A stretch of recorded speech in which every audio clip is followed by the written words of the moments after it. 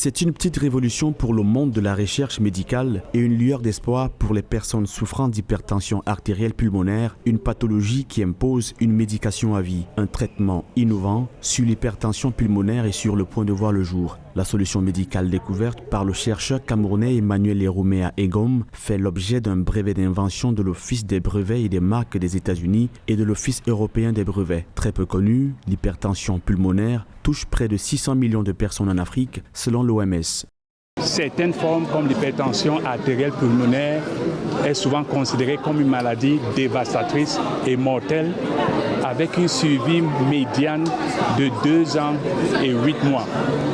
Donc nous espérons qu'avec ce nouveau traitement, nous pourrons vraiment non seulement changer la morbidité, mais également la mortalité.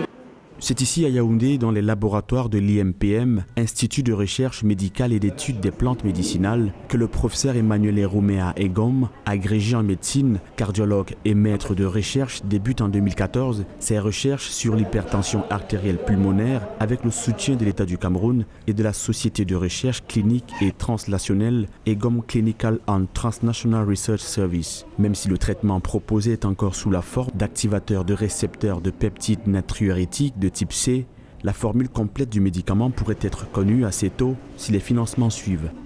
La prochaine étape, comme je le disais tantôt, sera celle de se lancer dans des études précliniques, en fait, dont l'objectif principal sera celui d'étudier la toxicité de ce médicament, mais également d'identifier la dose minimum, mais aussi maximum tolérée.